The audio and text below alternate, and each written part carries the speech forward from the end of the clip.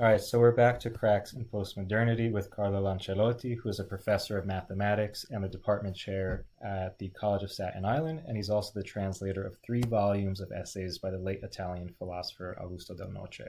So let's start with a brief background. Who is Del Noce, and then why did he decide to translate his works? Well, thank you for having me, Stephen. Del Noce was a distinguished Italian philosopher who died in 1989, and he became well known in Italy after the 60s as a scholar of Marxism, particularly of Gramsci, and also as a critic of the kind of modern Western secularization. He was a Catholic thinker, but he distinguished himself from other Catholic thinkers for his deep interest and knowledge in secular culture. Not only, as I said, he was a scholar of Marx, but he really tried hard to think and to critique secular culture after World War II in a non-reactionary fashion, meaning that often the Catholic response to secularization has been like a moral critique of the consequences or some kind of dream of a return to the past. Del Noce was more interested in understanding the philosophical roots of the phenomenon and to realize, to identify what are the key philosophical issues. About why I translated him, because I felt that Del Noce filled a niche that was missing in American culture in general, or especially in Catholic culture, precisely because his analysis is non-moralistic, but tries to capture certain fundamental, again, philosophical issues. Generally speaking, if I can speak in great generality, one perceives that, for example, the critique of, say, of the sexual revolution among American Catholic Christians has been, again, moral in some sense, identifying it as a kind of a moral decline, as opposed to understanding what it terms in means, say, of anthropology, of the idea of man behind it. And Del Noce is really about that kind of thing. Part of the problem is that American culture traditionally is very pragmatic and sometimes often scientistic, and so it doesn't like what Del Noce would call a more metaphysical analysis. Del Noce believed that people are motivated by their deepest sense of self, how they understand themselves in the universe, and ultimately by certain deep religious assumptions that the pragmatist kind of scientific culture really never explores. And so I felt that there was something missing. Also Del Noce was a big scholar of totalitarianism because he grew up under fascism and then communism.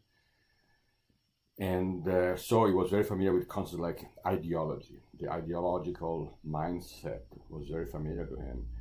And I felt that sometimes American culture was somewhat innocent of this phenomenon for historical reasons, not because people were not smart, but because they never saw it before. And in my lifetime, I've been in this country for 30 years, I've seen a constant expansion of what I call the ideological mindset and potentially totalitarian mindset, in which politics becomes more and more absolute in the etymological sense, becomes a source of meaning and that replaces religion. And these are Del Nocean themes. Del Noce was all about understanding atheism as a religious option, and in a sense this happened in Europe before America, although in different ways. And so I thought that this lesson still was relevant to some of the current trends here. Yeah, and out of the many interesting things that he says in these essays, what stands out to me the most is his understanding of what he calls the affluent society and then this final bourgeois revolution of the 60s. Because, whether you see this more Marxist or socialist critique on the left of the bourgeoisie, as opposed to the needs of the poor, the working class, but also, I guess, these more traditional reactionary responses to what's going on. What's missing from both sides is this understanding of the ontology of the person, of, the person's metaphysical experiences, motivation. Whereas on the left, you see more of this materialistic reduction of, people need money, people need food, whatever. And then within more traditional circles, this moralistic critique. But again, I think what he's highlighting is something that's lacking from all the discourses at hand. So could you explain a little bit more about what he means by the affluent society and this final bourgeois revolution? Yes, I mean, Del Noce around 1960, and then over the next decade, spotted a new culture taking shape. And this new culture, he variously called it the affluent society, or he later used the word Occidentalism. Mm-hmm. We were referring to, the Latin word for the West. And still today we talk about the West. And at the time, people thought that there was some kind of natural alliance between the West and Christianity, if you wish, in the sense that, the common enemy was communism, atheistic Marxism in the Soviet Union or in China. And people kind of took for granted that the West was a protection against this totalitarian phenomena that was not intrinsically dangerous to the Christian worldview because it was religiously neutral, right? That was kind of the assumption if you read authors from that period. While Del Noce realized very early that it was not so. That the West was a different form of atheism, if you wish, that was anti-Marxist. Mm-hmm. But while being anti-Marxist, it did accept some fundamental metaphysical presupposition that it kind of stole from Marxism and used against Marxism itself. I mean, like typically the idea that people are economic creatures and that ideas are determined by material factors, mm-hmm. Or the notion of, in a sense, earthly happiness, the idea that there is no need for transcendence, or that in fact politics needs to cut off transcendence in order not to be totalitarian or authoritarian. So in the Noce's view, all of this is not true, but what is interesting to me that there was a new synthesis, and this new synthesis was, on one hand, a rediscovery of ideas from the Enlightenment of the 18th century, again, the sense of universalism, cosmopolitanism, the fact that individualism, individual rights, right, all these were rediscoveries that were rediscovered in opposition to, say, fascism and communism. Mm-hmm. But these ideas from the Enlightenment were combined also with certain Marxist ideas, the idea of liberation for repression, for example. Mm-hmm. To him, the whole idea of liberation still endures in a sexual sense, no more in an economic sense. It's a Marxist idea, in as much it posits that we don't have anything in common, but in order to be liberated as an individual, I have to liberate everybody else by cutting off oppressive bonds, oppressive mm-hmm. structures. And so, but anyway, to go back to your question, he thought that there was this new synthesis of ideas from the Enlightenment and certain Marxist concepts that were used against communism in a political sense, mm-hmm. but were just as hostile to a Christian worldview. And so he felt that the affluent society was a new actor, a third actor, right? And there was Christianity, there was Marxism, now there was this new type of secularism coming from the affluent society, from the West, the idea of the West, which in the long run was more dangerous than Marxism. That was his insight. And he understood that very early. And interesting, he also prophesied that Marxism was going to lose. I mean, at the time, it was not easy. In the 60s, people were still very concerned about the Cold War and communism. But Del Noce saw that already in the West, this new kind of bourgeois answer to Marxism was winning. Right? The affluent society is like a bourgeois answer to Marxism that sheds the old Kantian Christian morality that was still respected by the bourgeoisie in the 19th century, and creates a more pure bourgeoisie, a bourgeoisie in which everything becomes, he says, an object of trade, including the human body, sex, identity. Everything becomes marketable.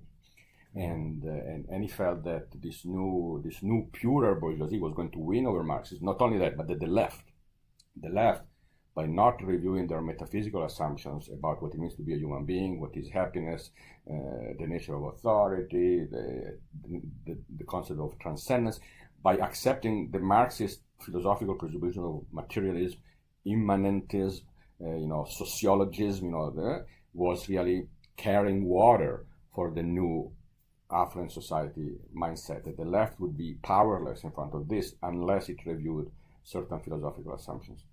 So can you give more examples of, like, what is this affluent society? Where do we see this today, specifically like in the U.S.?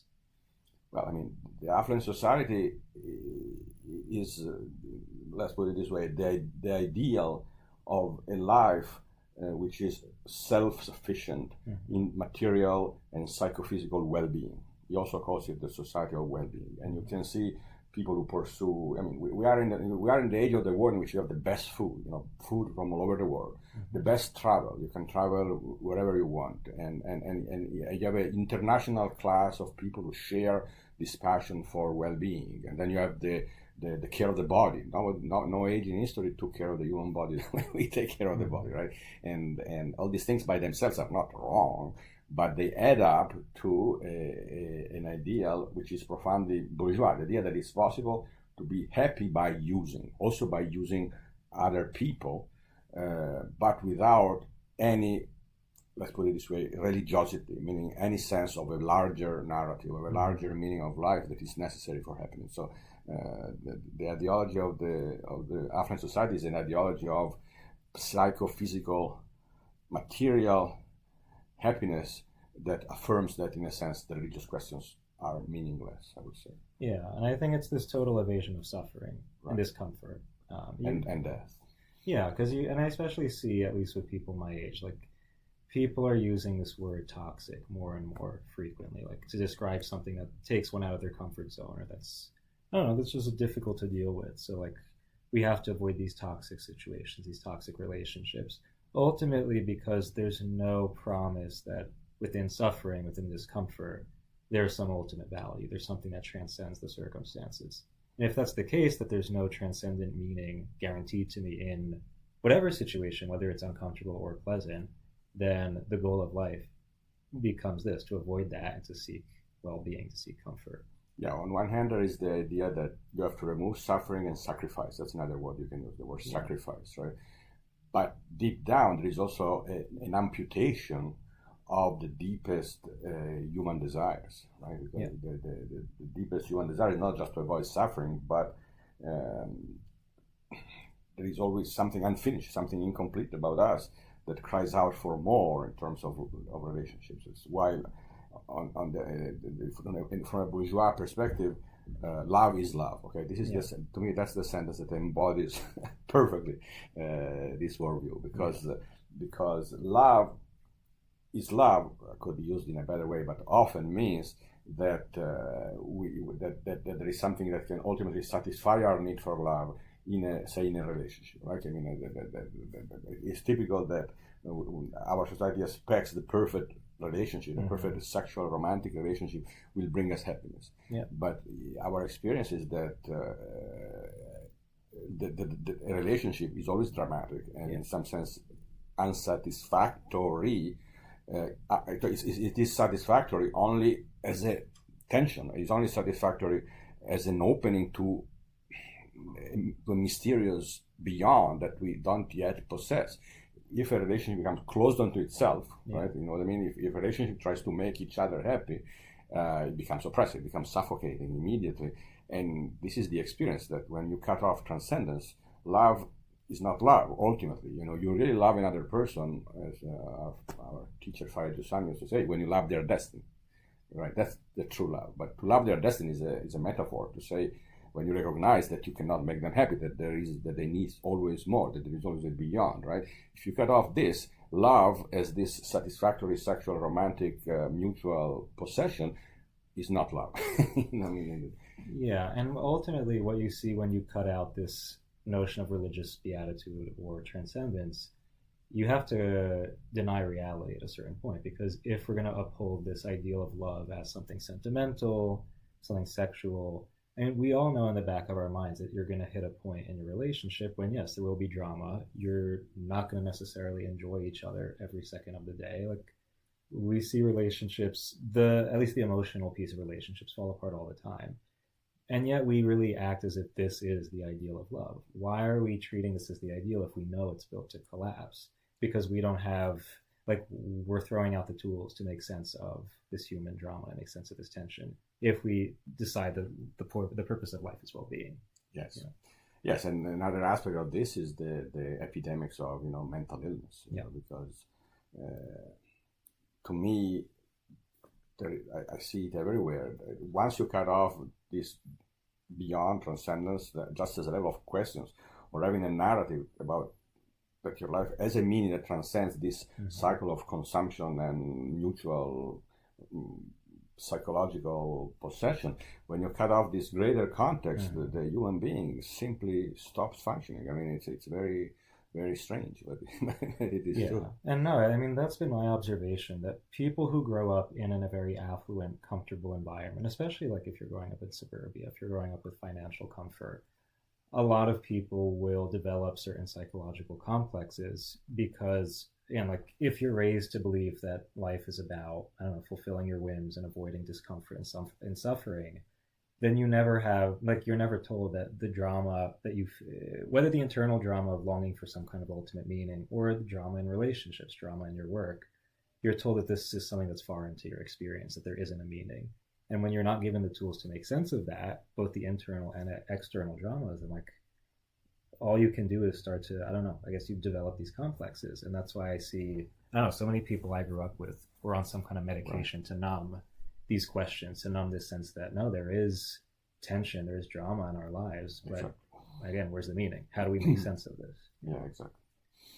Yeah. So I just wanted to go a little bit more into, he talks about how the revolutionaries of the 60s merged Marxist ideas with Freud, with Reich, with this kind of psychological understanding of liberation. Because if Marx starts out with this purely economic vision, you know, what do you think led to this point that the economic vision of liberation turned into this psychological sexual vision of liberation? Well, I would say that it was heavily promoted both by, say, the economic powers of society and by the intellectuals. I mean, certainly, if you look at movies from the 60s and 70s, people, there's always this narrative, right, that you have been repressed and now you are going to be free to be yourself, follow the force, or follow your instinct.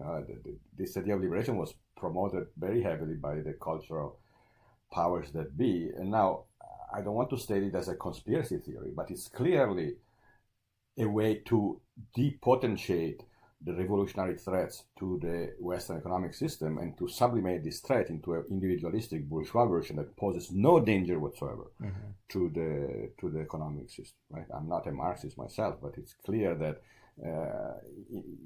Del Noce, I think, says that in this bourgeois answer, it became an individualized Marxism, right? The way to beat it was the bourgeois way to beat Marxism, right? The way to beat the Marxist revolution was to transfer it from being a class revolution to be an individual revolution. That I am a revolutionary because I free myself from the shackles of traditional morality, repression, and now today there is the different phobias of this and that, and in this process psychologically, as the zing, as the frisson, the French say, of revolution, but it is completely individualistic, and so at the end of the day, it doesn't pose any threat to, say, the big corporations. I mean, you can see today that the big corporations love it, right?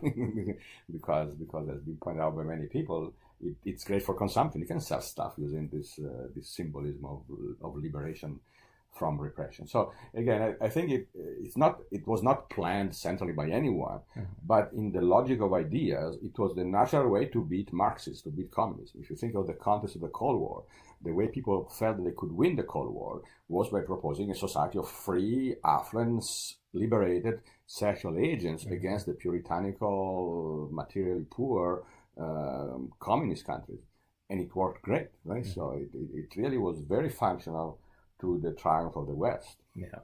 No, and I want to talk more about like the corporate interest in this kind of individualistic sexual ethos. But before that, I think it's important to note that in the 60s, these so-called revolutionaries who wanted to challenge the bourgeoisie falsely associated a traditional religious understanding of the person with the bourgeois social norms. And I think, I mean, sure, I think you could say that for someone whose understanding of religion is puritanical, like in a very Protestant sense. But the traditional Catholic view of the person as oriented towards the infinite, this tension between the self and some ultimate higher ideal. What's missing there, again, is this ontological understanding of those teachings, that it wasn't about controlling yourself for some bourgeois ideal of respectability or whatever, but it's the reason why there's certain ethical norms in Catholicism is for the liberation of the person, for the liberation of the person's desire, really.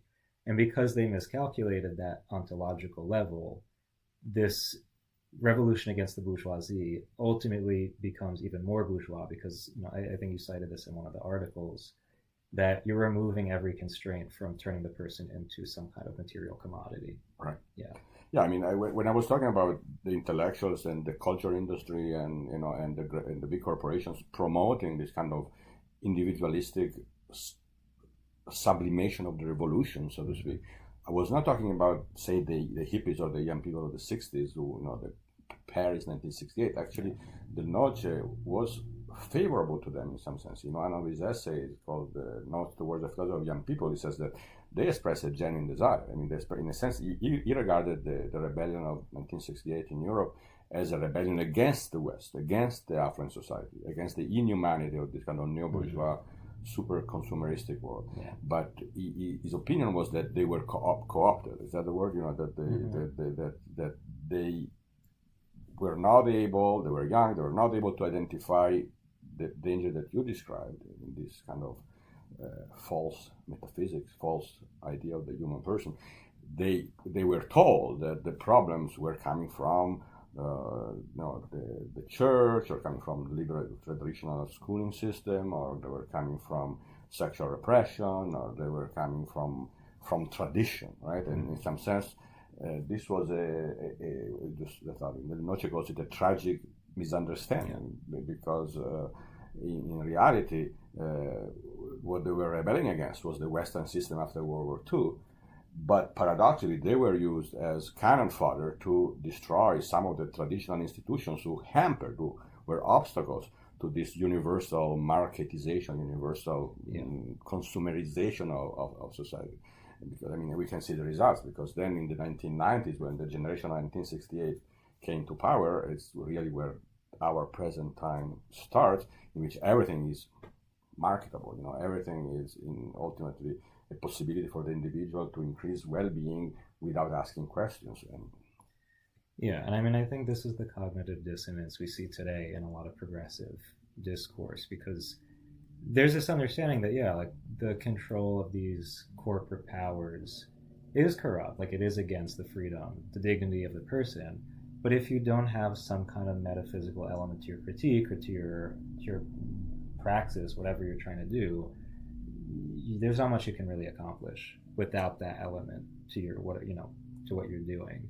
I mean, more than anything, I think that one of the things that the affluent society, the West, stole from Marxism is this idea that in order to achieve liberation, you also have to liberate yourself, in a sense, from the idea of truth, of givenness, right? Because the sense, if you read Marx, who was a Hegelian, is that everything given is oppressive. That to be free, we must, in a sense, create ourselves. We have to be this self-creating agents, to our creativity. There's this whole sense on creativity: be yourself, be you, and so on and so forth.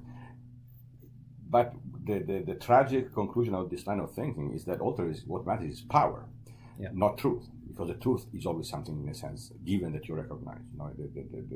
From a classical, not even Christian, but even Greek perspective, even Plato, the truth transcends us. To be true is something that we don't make, it's something that transcends us.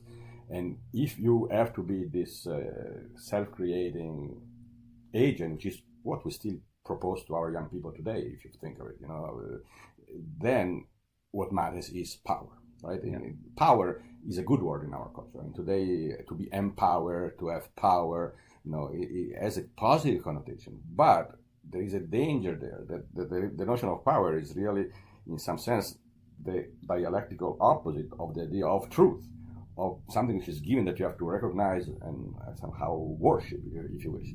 And this corresponds to totally opposite metaphysics, so to speak. And now, once you accept the supremacy of power, the idea that what you need is power to free yourself, then what are you going to say about people who have more power than you? What I mean? But it's also interesting that we also are always proclaiming love is love, the answer is love. What is it? Is it love or power? And what is the relationship between love and power? Like we never really articulate. Yeah, no, exactly. Because we don't. Okay, first of all, we are in an age that doesn't think philosophically. We emote, right? We are very emotional. We react. Or we react. That's very similar. But now the thing is, again, what does love mean for us? I think love for us is part of our expressivity, which is partially true. I'm not saying that it is not, but it is, in a sense, love has to recognize the other as given, as something that I cannot make part of myself. I cannot make part of my own psychophysical world. It doesn't fit. If you try to do that, things are going to get problematic, and they do all the time, right? And so again, you don't love somebody if you don't love the truth of who they are, and you see there is a tension. Yeah, and I think Del Noce hits on this, and we see this kind of train of thought coming from back to Pope Leo XIII and the Church's early social teaching, that this idea that power is subject to original sin, and when it's not checked by these transcendent ideals, it's going to become corrupt. So that to really protect the person, especially the working class, like there's a need for the family, for local community, for these entities that are somewhat apart from state and corporate power. The teaching of subsidiarity. Exactly. And then when you give the state and these corporations too much power, like to the point that the individual or the community is offloading certain responsibilities that they are capable of completing to these higher powers, then like they're totally vulnerable. Like there's no protection left. Meanwhile, we're proclaiming how liberated we are as individuals. Yeah, I mean, there is a really deep problem there, is what makes a society. Right? What makes us a society? If you take a bunch of people and put them in the same territory, we take for granted that you have some kind of human society. But ultimately, the way human beings are, they are together if they share in some story, some narrative. The Noce would call it an ideal dimension, right? I mean, that we know that we are all children of God, or that we know that we are all in the image of God, or we know that we are all could be non-Christian things. We are all, took a look at China and India, they're great traditional culture, but ultimately it's religion. Okay, the Noce is very clear that ultimately all human societies before the affluent society, in some sense, were based on religion. People came together to worship, and this sense of belonging, of sharing in the same narrative, in the same universal story, which was always a religious story, was what made created societies. Now, we, in a sense, are the first society in our history who affirms that you don't need that you don't need it, right? That you can be a good, autonomous individual in your suburban home with 2 cars, 2 children, or whatever you need, but that ultimately you don't need to have anything in common with your neighbor. I mean, Del Noce is very skeptical that this can work, because it creates what he calls a non-society. But again, this is an aspect of the sense of alienation that many people feel today. I think that many people feel alienated because they have a natural desire for unity. People have a natural desire for unity with the people around them, and they cannot find the ground for it.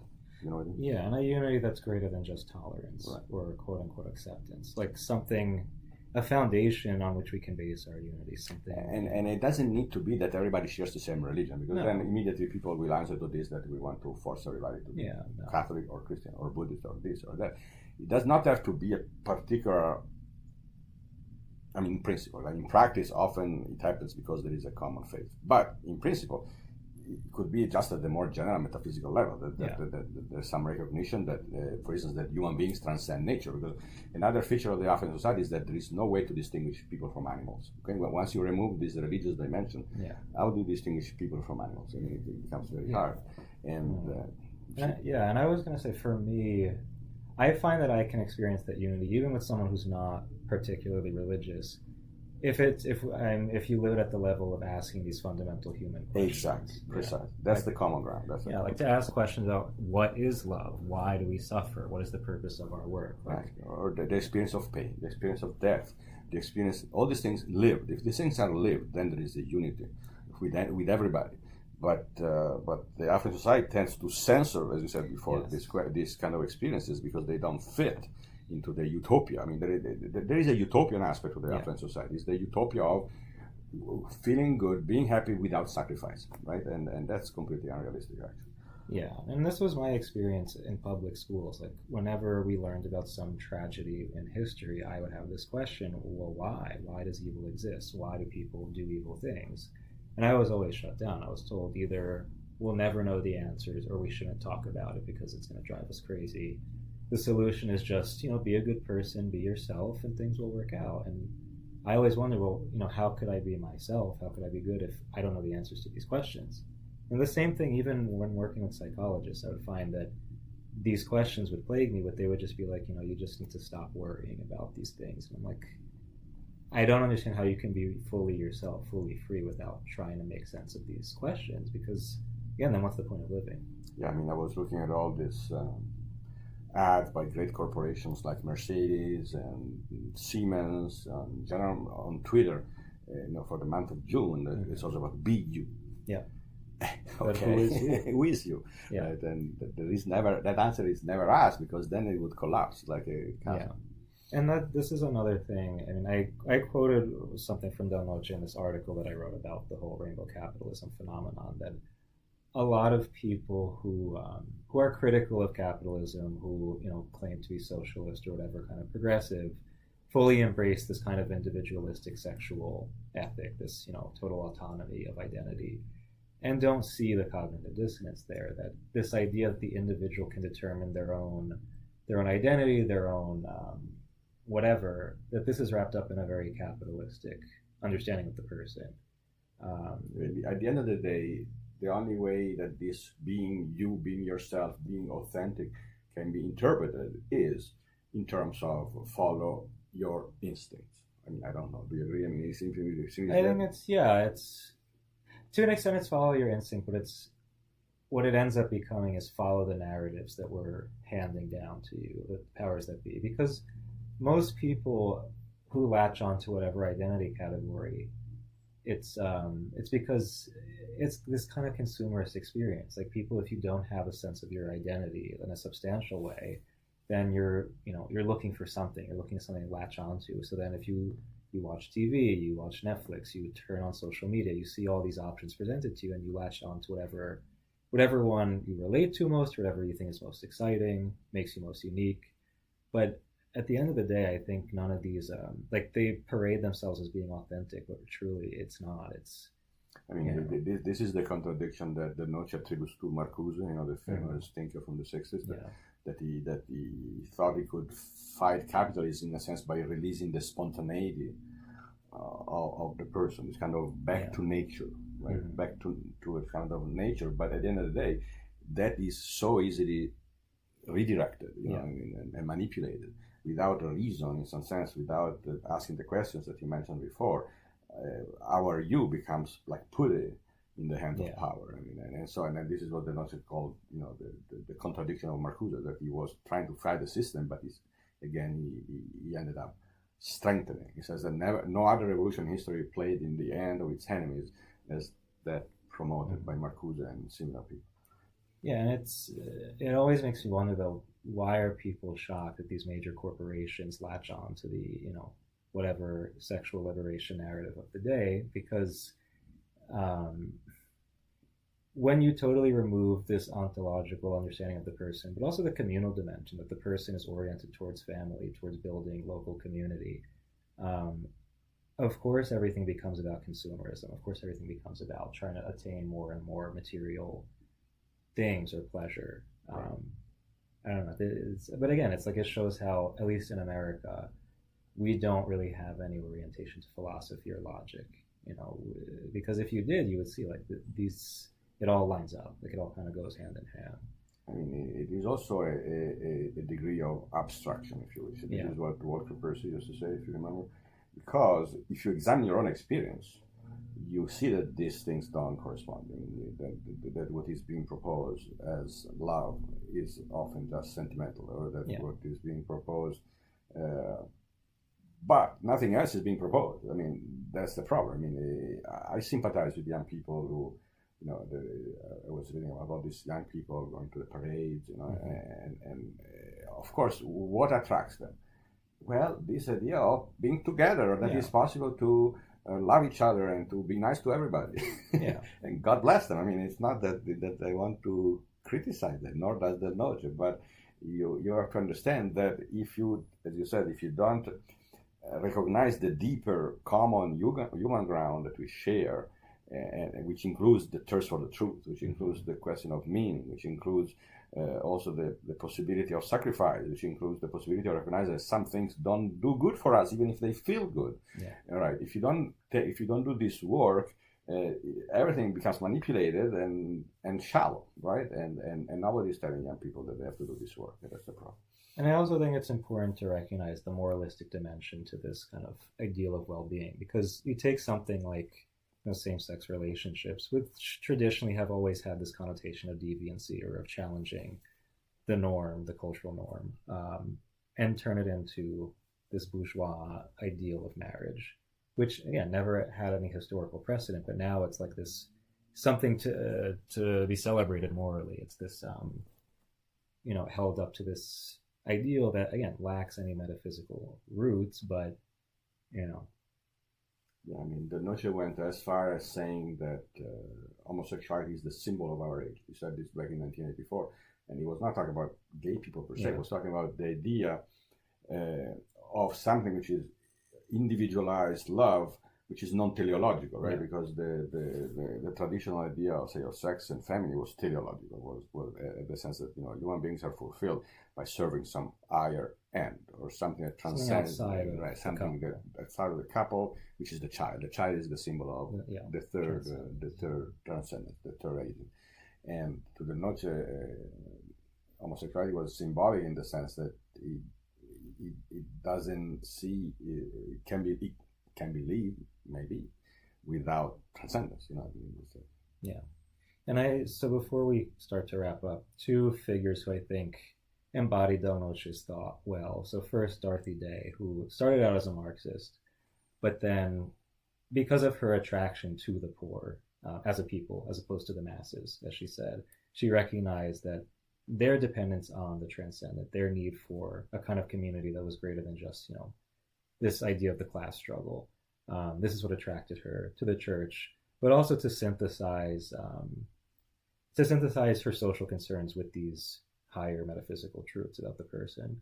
And I always send you that when I read these excerpts from her diary about when she was in the 60s and she had all these hippies coming to the Catholic worker who were very free about their liberated sexuality, and how she was very scandalized because for her, like, to be concerned about the poor, to be concerned about social justice implied some level of poverty, not just materially, but spiritually, to have some sense of, I guess ultimately chastity, that to be reserved in the way you carry yourself in your personal life has something to do with your efforts for, the greater social good. And that, she was kind of shocked to see these kids who are very much into justice for the poor, but who are living very loose personal lifestyles. And I think, again, you can see here that it's when you remove that ontological level of the critique of the bourgeoisie, of the affluent society, ultimately you're going to get this libertinism, which becomes an obstacle to the real progress of the working class. And not much to add. I mean, it is very symbolic that today there is this big division between the elites and the working class, which is probably stronger than it ever was, because there is nothing in common. I mean, people could be poor, but they could feel that the king symbolized the nation, something they belong to, right? That they belong. You can be maybe illiterate and poor, but you still belong to something greater than yourself, symbolized by the king or whatever. But now there is no such thing. So people are poor in a double sense. They are poor because they don't have money, but they're also poor because there is no meaning that justifies the kind of that gives a context for their material poverty. You know what I mean? That can, in a sense, impart the hope that the material poverty is not the last word on their life. Instead, it is the last word on their life. I mean, and the whole big disaster with the opioids and drugs. It is kind of the death, the physical death of people who, first of all, have been denied belonging to any larger context of meaning in life, I think. Don't you think? I mean, Yeah, and it also says something about the fact that most people who are, considered working class, their cultural sensibility aligns more with this traditional worldview, like traditional gender roles, the experience of motherhood and fatherhood, give dignity to the person. And I find that so many people who are concerned with the well-being of the poor, their cultural sensibility really reflects this kind of elitist, globalist ideal that's very removed from the real needs, the real experience of the people they're advocating for. If you want to think bad, it's often narcissistic. Yeah. It's more of a projection of their sense of self-value as good, helpful people than to try to really embrace the poor, because then the poor, the real poor, probably wouldn't like them too much because they don't corroborate their sense of self. Yeah, and you see this especially right now with all the craziness going on with Roe, because again, there's this idea that in order to be liberated, women, especially working class women, need this option to terminate pregnancies. But the reality is, for many working class women, the experience of motherhood is a true source of dignity, something that's liberating, as much as, sure, financially it's constraining. Yeah, and vice versa. On the other side, you can see that abortion arouses passions that are kind of disproportionate to the concrete interest, because I mean, a lot of people that are well off, middle class, they have plenty of access to contraception. They probably are not too concerned about themselves getting an abortion, but it has a symbolic meaning. It really symbolizes this independence of the individual, this possibility of non-sacrificing, and then it's projected on the poor women. But this projection, I think, is potentially violent, because probably some of the poor women would be happier to keep their children if they could, and then some of the more well-off people who really perceive abortion as this super critical, symbolic warranty of their freedom, right? That's the way they seem to feel. So the other figure who Del Noce himself wrote a lot about was Simone Weil. So can you say a little bit about what he saw in her? Well, Simone Weil in her life was, first of all, a very secular person, coming from a very secular Jewish, well-off French family. Then she became some sort of socialist, Marxist, and then she became religious in her own particular way.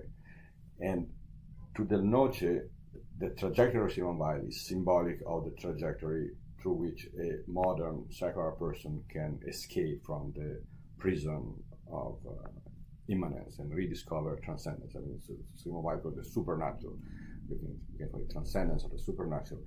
And so he thinks that Del Noce thought that her experience was highly symbolic, and the crucial element was that she rediscovered the supernatural through a radical quest for justice. I mean, Del Noce felt that she was able to rediscover religiosity by asking radically the question of justice and injustice in a way that was not narcissistic. That was, if you take seriously the question of justice, you're faced ultimately with a religious question. There is no way around it. And so her trajectory is symbolic, the way it can happen for people today. I mean, the people will not rediscover God in the abstract, as to the 5 proofs of St. Thomas. Nothing against them, but existentially, people always rediscover God if they take seriously some experience of their humanity. And in Simone Weil, this was the quest for social justice. And you can see sometimes this happen today still. I mean, I'm not going to name names, but there are people that, to the extent that they seriously say, somebody took seriously the question of self, we talked about before, of you.